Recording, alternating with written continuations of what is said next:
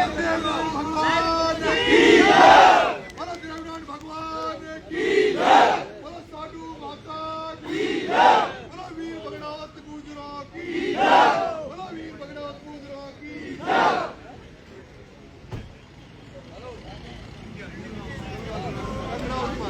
बोला गंगराव जी महाराज की जय, बोला गांव बस्ती की जय।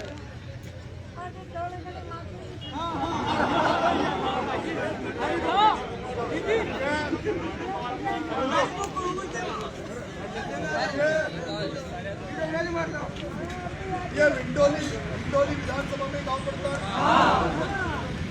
और थोड़ा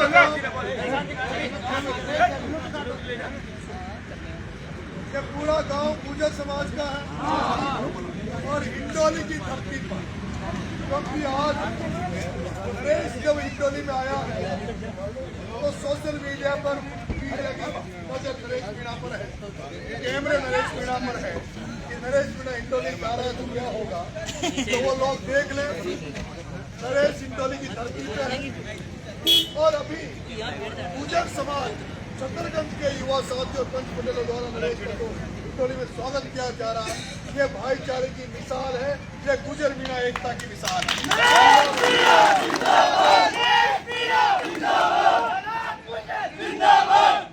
मेरे गुजर भाइयों, पिछले 25 साल से मैं राजनीति में हूँ और 25 साल की राजनीति में अगर मैंने सबसे ज्यादा समाज के अलावा किसी समाज को इज्जत की है, तवज्जो की है, सम्मान किया है तो भगवान देवनाथ के मत से समाज। मैं आज आपके सामने पूरी परिस्थितियां क्लियर कर देना चाहता हूँ क्योंकि अभी सोशल मीडिया पे ग्रुपों में सोशल मीडिया पे कई तरह की डिबेट होती है। कई लोग नरेश मीणा और आपके विधायक की लड़ाई को कई एंगलों से देख रहे हैं, चैनलों से देख रहे हैं। मैं सारी चीजें आपके सामने आज गुजर समाज का काम है और यहाँ से मैसेज पूरे गुजर समाज में जाएगा ऐसा मैं सोचता हूँ।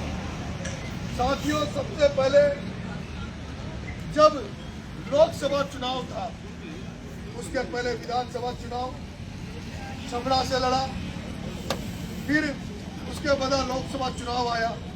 लोकसभा चुनाव में मैंने टिकट दौसा से मांगा, मुझे टिकट नहीं मिला था। मैंने निर्दलीय फोरम भर दिया और निर्दलीय फोरम भरा। उस दिन के वीडियो आपने देखे होंगे, मैंने वीडियो कट कर चलाते लेकिन उस दिन का वीडियो देखा हूँ। जब मैं दंडवत यात्रा दौसा में कर रहा था तब मैंने दंडवत यात्रा करते हुए कहा था कि नरेश मीणा निर्दलीय चुनाव दौसा लड़ रहा है, लेकिन कोटा में जो प्रहलाद गुंजल चुनाव लड़ रहे हैं उनको मैं पूरा समर्थन करूंगा, उनको पूरा मदद करूंगा। उसके पहले, उस चुनाव के पहले मैं बूंदी में मीणा समाज के कार्यक्रम में मीणा मंदिर पे आया था। उस समय लोकसभा का पता नहीं था कि कोटा से कौन चुनाव लड़ेगा। उस समय प्रहलाद जी गुंजल साहब कांग्रेस में नहीं आए थे, प्रहलाद जी गुंजल साहब बीजेपी में थे उस समय। लेकिन इस तरह का मैसेज मेरे पास था कि झालावाड़ बारह में तो बीजेपी में दुष्यंत सिंह के खिलाफ मीणा को टिकट मिलेगा और कोटा बूंदी में गुजर को टिकट मिलेगा। तब मेरे दिमाग में था कि कोटा बूंदी से आपके अशोक चांदा जी को टिकट कोटा बूंदी से सांसद का टिकट मिलेगा क्योंकि गुजरों में सबसे बड़ा चेहरा वही है। और इसी कारण से क्योंकि मेरी लड़ाई अन्ना सेठों से, पूंजीपतियों से, मैं उन लोगों से लड़ रहा हूँ जिन लोगों ने राजेश पायलट को कमजोर किया। आप अगर इतिहास उठाकर देख लेना कि राजेश जी, स्वर्गीय राजेश जी पायलट इस राजस्थान की राजनीति में किनसे उनका युद्ध हुआ, कौन उनके खिलाफ थे। ये शांति धारीवाल जो चित्रे में उनके चेहरे थे, पंडित नवल किशोर जी जो दौसा में हुआ करते थे, वो राजेश जी पायलट साहब के प्रतिद्वंदी थे। हरदेव जोशी जी राजेश जी पायलट साहब के प्रतिद्वंदी थे। वो राजेश जी पायलट साहब के जो प्रतिद्वंदी थे, इन्होंने उनको कमजोर करने का काम किया। जिन्होंने सचिन पायलट साहब को कमजोर करने का काम किया, उनके खिलाफ तुम्हारा भाई आज पायलट साहब के साथ पार्टी में नहीं है, लेकिन पार्टी के अलावा भी बाहर होने के बाद भी आज दिन तक तुमने मेरे मुंह से एक दो शब्द भी पायलट साहब के लिए नहीं सुना होगा। अगर मुंह से निकलता तो पायलट साहब निकलता। ये बात सही है कि नहीं है? बात सही है कि नहीं है? मैं जब बूंदी आया तो मुझे उम्मीद थी, क्योंकि मैं केवल ओम बिरला, प्रमोद चंद भाया, प्रताप सिंह सिंघवी और शांति धारीवाल इन 4 व्यापारियों के खिलाफ लड़ाई लड़ रहा हूँ। और ये लड़ाई मेरी आज से नहीं है। मैं राजस्थान विश्वविद्यालय में भी इनसे लड़ा और यहाँ आकर भी लड़ा।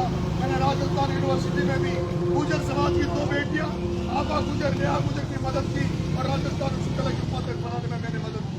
मेरी पंचायत में जहाँ केवल 325 वोट गुर्जर समाज के हैं और मेरा पंचायत हेडक्वार्टर ननावता लगता है, कभी पता करना। उस ननावता पंचायत में ओबीसी की सीट सरपंच की आई। 10 कैंडिडेट थे गुर्जर समाज के। एक छोटे से गांव जब 325 वोट थे वहाँ 5 गुर्जर चुनाव लड़े। गुर्जर का चुनाव सरपंच बनना कहीं नहीं था, लेकिन आपके बेटे नरेश मीणा ने एक पन्ना पटेल पन्ना गुर्जर को सरपंच बनाया और उसको सरपंच बना के 38 से पहला सरपंच गुर्जर समाज का पन्ना पटेल बना। मेरा रिश्ता आज से नहीं है। जब मैं बूंदी मीणा समाज से कार्यक्रम में आया तो मैं मीणा समाज से कह के गया था कि अगर हालत में तुम लोग एकता चाहते हो, तुम आगे बढ़ना चाहते हो तो गुर्जर समाज को साथ देना पड़ेगा, गुर्जर समाज को साथ कंट्रोल करना पड़ेगा, भाईचारा बढ़ाना पड़ेगा, तभी जाकर गुर्जर बन सकते हैं, मीणा बन सकते हैं। क्योंकि मैंने देखा इस तरह से पहले रामकिशन जी वर्मा कोटा में हुआ करते थे। कोटा में रामकिशन जी वर्मा को कौन लोग कमजोर करते थे, ये बात आरोपी के गुर्जर समाज को जाननी चाहिए। उनके खिलाफ यही शांति धारीवाल हुआ करता था और प्रहलाद गुर्जर जब बीजेपी में था तब भी शांति धारीवाल और ओम बिरला उनकी राजनीतिक हत्या करते थे। जैसे प्रताप सिंह भी प्रमोद जैन भाई नरेश मीणा की हत्या करने का प्रयास कर रहा है। तो मैं बूंदी जब आया मेरे को लगता था भाई चांदना जी बिरला के खिलाफ चुनाव लड़ेंगे, चांदना जी बिरला के खिलाफ चुनाव लड़ेंगे। मैं स्टेटमेंट देके गया कि बिरला के खिलाफ जो भी चुनाव लड़ेगा उसकी पूरी तरीके से पूरी दमखम से मदद करेंगे। लेकिन और उस समय पूछ लेना उससे गंगा जी उठवा के देवनाथ भगवान की सोमत लेके साधना जी से। उसी दिन मेरे पास फोन आया साधना जी का, नरेश भाई आज आपने बूंदी में मजाक कर दिया, क्या जोरदार भाषण दिया, क्या मुझे मेरा उसके बाद चांदना जी ने मेरी सिफारिश डोटासरा से भी करी। चांदना जी ने जाकर डोटासरा से भी कहा कि साहब नरेश बहुत मजबूत आदमी, इसको मैं कोई कभी मैंने जिंदगी में मैं झूठ नहीं बोलता, मैं कभी जिंदगी में झूठ नहीं बोलता। चांदना जी की उम्र मेरे से कम है, मेरी उम्र 46 साल है, मेरी उम्र 46 साल है, उनकी उम्र शायद मेरे से कम है। लेकिन एक दिन ऐसा आया जब मुझे लगा कि चांदना जी राजनीति में मेरी मदद कर रहे हैं तो मैंने उनके पेड़ भी छूटे थे। मैंने कह दिया था चलो मेरी मदद कर रहा, कोई मदद नहीं कर रहा, तो भी मेरा भाई है। लेकिन दुर्भाग्य की बात है उनको टिकट नहीं मिला, प्रहलाद जी गुर्जर साहब को टिकट मिला। मैं मेरी पूरी ताकत के साथ गुर्जर साहब के साथ खड़ा हो गया।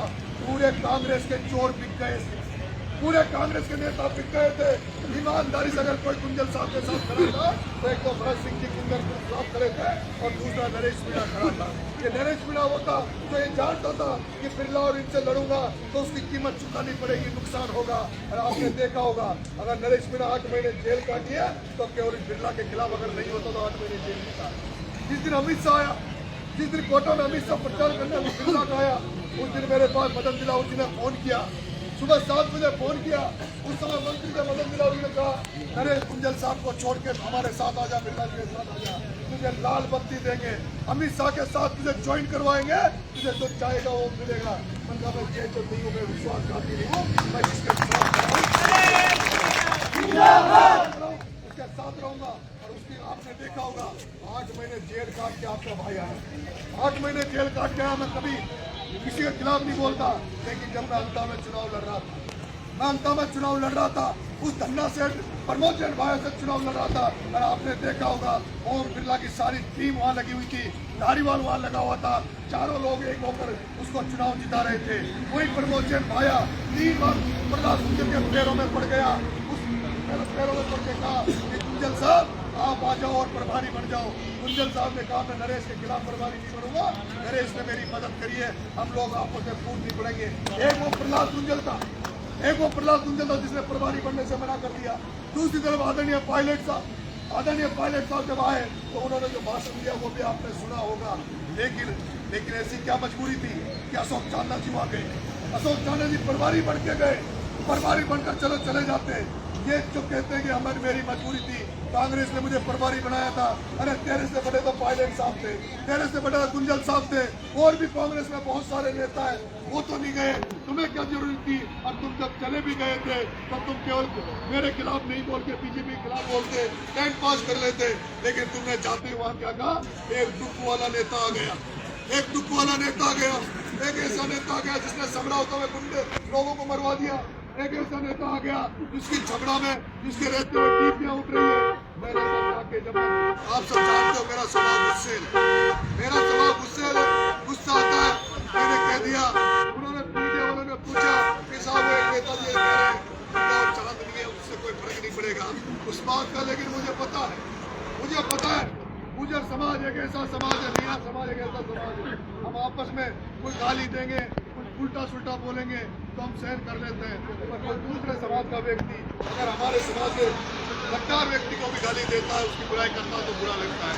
मैं इस बात को महसूस नहीं करता, इस बात को महसूस करता हूँ। लेकिन मेरे भाइयों, आज अशोक जी चांद्रा आपके यहाँ के एमएलए हैं, अशोक जी चांद्रा आपके यहाँ के एमएलए। ये जो बनास की बकरी है, बनास नदी बगल में है, ऐसी क्या आपकी मजबूरी है जो आप बिरला के खिलाफ उस बनास की बकरी के खिलाफ नहीं बोल रहे? ऐसा क्या कारण है जो आप इन व्यापारियों से मिले हुए हो? चांदा जी कम से कम एक दिन तो बिरला के खिलाफ, और ये सारे गुजर समाज हिंदोली को जानता होगा, ये गुजर समाज आपका डाबी के गुजर समाज जानता होगा किस तरह से देवाजी गुजर का मकान आज भी टूटा पड़ा है। डाबी किसने वो मकान करवाया था? उस जमाने में जब बुलडोजर नहीं हुआ करते थे तभी राजीव सत्ता ने वो मकान करवाया था। आज अगर वो देवाजी गुजर जिंदा होते तो शायद आज इनसे बदला लेते। लेकिन दुर्भाग्य है ऐसे व्यक्ति हो गए जिनको पैसा चाहिए अपने व्यापार करना होता है। इसलिए मेरे भाइयों, मैं कभी भी इस भाईचारे को टूटता हुआ नजर नहीं देखना चाहता। मैं तो अगर तुम लोग कह दोगे कि इसके खिलाफ एक शब्द नहीं बोले तो मैं एक शब्द आज के बाद कसम खा लूंगा। अगर तुम वादा करोगे तो मैं चांदना जी के खिलाफ एक शब्द नहीं बोलूंगा। लेकिन मैं चांदना जी से भी आप गुजर समाज के गांव में हाथ छोड़ के निवेदन कर रहा हूँ कि चांदना जी तुम बिरला को गाली दे दो, तुम दत्ता को गाली दे दो, नरेश मीणा तुम्हारा भाई बन के फिर से तुम्हारे साथ खड़ा हो जाएगा। लेकिन उन व्यापारियों के साथ अगर तुम रहोगे तो हम तुम्हारा विरोध करेंगे और पूरी ताकत से तुम्हें हराने का व्यापारियों के साथ अगर रहोगे तो हम पूरी ताकत से हराने का प्रयास करेंगे। अरे तुम्हारे गुजर समाज का बेटा बगल में कानपुर में मिले, तुम्हारे गुजर समाज का बेटा बगल में कानपुर में मिले, वो भी हमारे करते थे। लेकिन एक दिन भी नरेश मीणा का नुकसान करने नहीं आए। मैंने इतने सारे रिश्ते कमाए, इतनी सारी मेहनत करी, पायलट साहब के लिए खून से मैंने पायलट साहब को तोला, हर जगह काम किया। लेकिन मुझे दुख हुआ कि अब उसका नुकसान भी मुझे मिला। मैं जब बस्ता में गया तो 16,000 गुजर समाज के वोट थे, 16,000 गुजर समाज के वोट थे। मैं व्यापारी से लड़ रहा था, गुजर समाज का आशीर्वाद मुझे पूरा मिल जाता। तुम्हारा भाई आज एमएलए होता, और तुम्हारा भाई एमएलए होता तो मैंने वहाँ भी कहा था, आज दिन तक तुम सुन लो, मैं किसी भी पार्टी में जा सकता था, लेकिन मैं पार्टी में क्यों नहीं जा रहा? क्योंकि मुझे पता है हो सकता है कांग्रेस में आप ही के समाज से कोई मालिक बन जाए, उस दिन मैं भी उनके साथ होकर उनको ताकत दूँ, किसी भी गुजर साहब के साथ ताकत दूँ। और आप लोगों का जिस तरह से आप लोग सहयोग कर रहे हो, ऐसा कोई काम नहीं करूँगा जिससे हमारा समाज हो, हमारे समाज नुकसान हो। एक दिन अगर आपका आशीर्वाद रहा तो किसी पेज की बावड़ी जिसको आरोपी का द्वार कहते हैं, एक तरफ प्रहलाद गुंजल का होल्डिंग होगा, एक तरफ नरेश मीणा का होल्डिंग होगा, चुटकी लगा देंगे।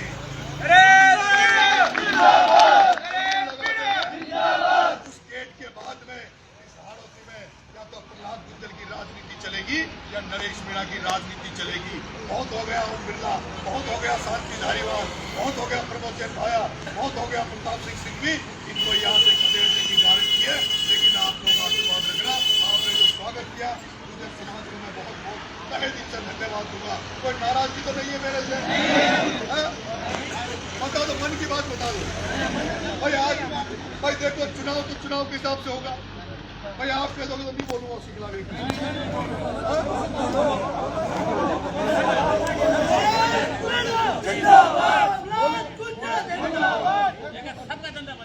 अच्छा, एक निवेदन कर रहा हूँ, सुनो, एक निवेदन कर रहा हूँ। अभी मैं इस सरकार के खिलाफ उद्गार भरने जा रहा हूँ, लड़ाई की शुरुआत कर रहा हूँ। शॉप कोटड़ी बोर्ड चौराहे शॉप से मैं आंदोलन की तैयारी आंदोलन करने जा रहा हूँ। 30 तारीख को कोटड़ी चौराहे पर आंदोलन करूंगा और उसी दिन के बाद मैं घोषणा करूंगा कि देवली में वो बनास में जो बिरला की दुकान चल रही है ना, उस दुकान को बंद कराएंगे। तो उसमें साथ दोगे ना? तुम्हारे ट्रैक्टर चलेंगे धड़ल्ले से, तुम्हारी बजरी चलेगी, उस धन्ना सेठ की वही नावों को वहीं समुद्र में डुबा देंगे, उसी बिसलपुर में डुबा देंगे।